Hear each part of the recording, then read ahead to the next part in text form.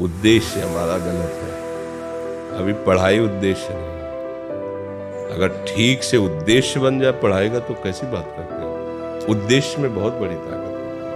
हर कष्ट सहते हुए अपने उद्देश्य की पूर्ति में कदम नहीं लड़खड़ाते जिसका उद्देश्य बन जाता है। उद्देश्य बन जाए तो ब्रह्मचारी हो, उद्देश्य ठीक हो, एक बार पढ़ लोगे, 1000 वर्ष अगर जीवित रह कभी भी पूछ लो बात आ जाएगी उसके दिमाग में। अब नाना प्रकार की क्रियाओं से ब्रह्मचर्य का नाश करे, अपने उद्देश्य का नाश करे, तो फिर यही बातें होती जो आप कह रहे हैं। कक्षा 9 पढ़े, व्याकरण नहीं पढ़े, शास्त्री नहीं पढ़े, कहीं दूसरी जगह ऐसे नहीं गए कि बैठ के सत्संग सुन के और सीख के बोल रहे हैं। भगवद आश्रित हो जाओ बस। अब आप खुद समझना हमारी बात को, आप खुद अपना नाश कर रहे हैं। ब्रह्मचर्य का नाश वीर का नाश जीवन का नाश है। ब्रह्मचर्य अगर सही है, आपने किसी तरह इधर उधर तो ये प्रश्न ही नहीं रहेगा। जिधर दृष्टि डालोगे उधर जय होती चली जाएगी। आजकल के बच्चे नौजवान इसको मनोरंजन समझते हैं और उनको सलाह भी ऐसी मिलती है। हम जैसे बोल रहे हैं ब्रह्मचर्य के लिए, तो डॉक्टर और आपको जो इधर सांसारिक प्रोत्साहन देने वाले हैं वो आपको सलाह देंगे। हमें तो अंग्रेजी का शब्द नहीं याद है, फ्रस्ट्रेशन।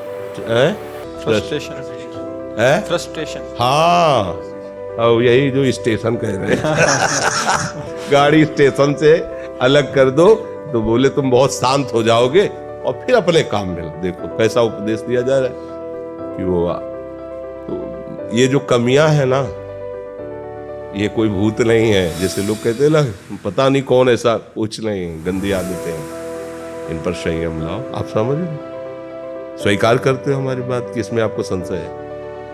हाँ, तो आप देखो, हम आज ही सत्संग में बोल रहे थे, हमारे रक्त का स्वभाव है ऐसे, जैसे कट जाए ना तो उसका स्वभाव थोड़ी देर में गाढ़ा होने की कोशिश करेगा। यदि कहीं फ्लो वाली नस कट गई तब तो आपको वहाँ डॉक्टरी की जरूरत है। अगर ऐसे कहीं त्वचा में ऐसे, तो उसका स्वभाव गाढ़ा हो जाना, वो थोड़ी ही देर में वो अपने आप को बांध लेगा, क्योंकि रक्त का एक स्वभाव होता है। अगर वो बाहर किसी तरह भी आया तो ठंडा होकर गाढ़ा हो जाएगा, वो रोक लेगा। इसकी आखिरी परिणति है वीर्य, वो स्वयं से नहीं निकलता, वो इससे भी गाढ़ी वस्तु है, वो घर्षण से निकलता है। अगर आप उसको गर्म न करें चिंतन के द्वारा, क्रिया के द्वारा, तो नहीं निकलेगा। और जब हम उसको, तो फिर वो जीवन को नष्ट, प्राय इस पर बच्चे ध्यान ही नहीं देते कि ये कोई मार्ग भी है। और परिणाम क्या होता है कि फिर वो संसार में, जिसे डिप्रेशन कहते हैं, मानसिक रोग से ग्रसित हो जाते हैं, क्योंकि इसका परिणाम यही है, या तो आपको प्रमाद और आलस्य युक्त होकर समाज से अलग पड़ा रहना पड़ेगा, या फिर आखिरी आत्महत्या कर लें, ऐसी सलाह आपका मन देगा, ऐसी स्थिति में पहुंचा देगा। इसलिए हमें लगता है जब तक ब्याह न हो तब तक ब्रह्मचर्य से रहो, ब्याह भी हो जाए तो संयम से रहे। ये जीवनी शक्ति है, किसी के साथ खिलवाड़ नहीं करना चाहिए। पढ़ाई लिखाई वो कैसे तुम्हें बताए, अभी आप छेड़ना मत। जैसे लोग कहते ना, मैं बहुत परेशान हूं, कुछ करता नहीं हूं, ऐसा हो जाता है वैसा हो जाता है, तो आपको हम बता रहे रक्त का स्वभाव है जैसे, तो इसकी आखिरी परिणति है वो वीर।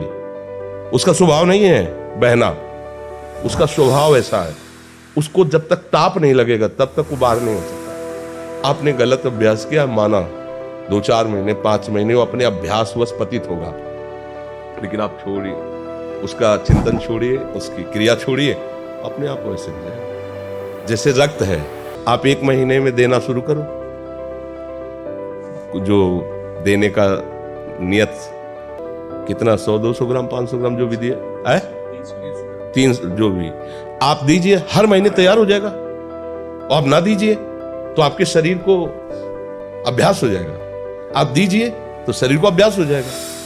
वो शरीर, अगर आप रोज 300, तो फिर क्या होगा, आप मर जाओगे। समझ रहे ना, ऐसे शरीर की क्षमता, जैसे डॉक्टर जन के देखते हैं तुम्हारी क्षमता नहीं खून देने की, चलिए, क्योंकि अगर निकाल लोगे क्षमता नहीं तो उसकी हानि हो जाएगी।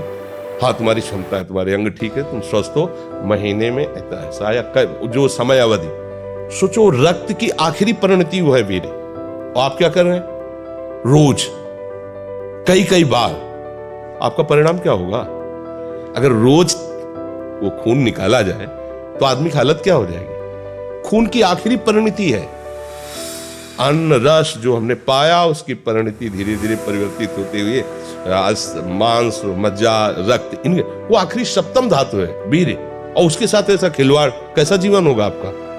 तो इस पर कोई विचार ही नहीं करता, समझता है तो केवल बाबा जियों का विषय। नहीं, आप मनुष्य शरीरधारी हो, आपको भी संयम से चलना है, और जब तक ज्ञान हो तब तक तो संयम से ही चलना चाहिए। बच्चे बच्चियों को तो गृहस्थी में अच्छे गृहस्थ बनेंगे जाकर, फिर उनकी हानि नहीं हो पाएगी उतनी। अब पहले से ही तो फिर अब वो पढ़ाई में मन कैसे लगे जब आपके पास पढ़ाई वाली सामग्री ही नहीं रह गई? पहले क्या होता था, जैसे गुरुकुल में स्मृति आपकी कमजोर हो रही तो मेधा शक्ति बलवान करने के लिए ब्राह्मी उसको पिलाई जाती थी, ब्राह्मी है ये चीजें। क्यों? क्योंकि उनमें इतनी शीतलता, उनमें पौष्टिकता है कि वो वीर का वर्धन करके वीर को रोकेंगी, खास बात उसमें होती थी। अब हम इस बात को ना समझ करके फ्रेंड बनाते हैं और वो विनाश का खेल खेलते हैं जो हमारी सारी सांसारिक और पारमार्थिक दोनों उन्नति का नाश कर देता है। अब उस प्रश्न का क्या होता है? अब उसके लिए क्या सलाह? आप सही ढंग से रहो, अच्छा खाओ पियो, थोड़ा व्यायाम करो, सबके प्रति पवित्र भाव, अभी आप आनंद में आने लगोगे। और जैसी आदतें आजकल हो रही, आनंद वाली तो है नहीं, तो पतन वाली ही है। 4 दोस्त मिलते हैं, मदिरा पान करते हैं, गांजा और तो और क्या ड्रग्स। अब आप बताओ क्या होगा? आप इतना विष डाल रहे हो अपने अंदर, इसलिए विषैली चीजें डाल रहे हो, ऐसी गंदी आदतें डाल, आपका जीवन क्या होगा? कैसा खिलवाड़ किया जा रहा है मनुष्य शरीर से, जबकि ये देव दुर्लभ देही है भगवत प्राप्ति, इसके साथ कैसा? तो बच्चों को ना तो सत्संग मिल रहा है, ना शास्त्र स्वाध्याय मिल रहा है, ऐसा ही संग मिल रहा है जो पतन का कारण क्या हो रहा है। अच्छा, बहुत पढ़े लिखे हो और शराब पी के नाली के कीड़े की तरह पड़े हो, माता पिता का अपमान कर रहे हो, मनमानी बेविचार कर रहे हो, पढ़ाई लिखाई क्या हुआ? पढ़ा लिखा भाई, विद्या तो वही जो विनय, पवित्रता, शालीनता, सभ्यता, नम्रता, ये तो सद्गुण विद्या में आज की रह नहीं रहे। पढ़े लिखे माता पिता को ऐसे डांट देते जैसे कोई नौकर से बात करता है, हम स्वतंत्र हैं। अरे विषयों के गुलाम तू कब स्वतंत्र हो गया? स्वतंत्र तो परम हंसजन होते हैं जिन्होंने इंद्रियों को अब जीत लिया और भगवद आनंद में मस्त हो, वो स्वतंत्र हैं। इंद्रियों के गुलाम तुम स्वतंत्र हो? जो विषय जब चाहता है तुम्हें गिरा, तुम स्वतंत्र हो? माता पिता, गुरु, शास्त्र, इनकी परतंत्रता स्वीकार करने वाला ही स्वतंत्र होता है।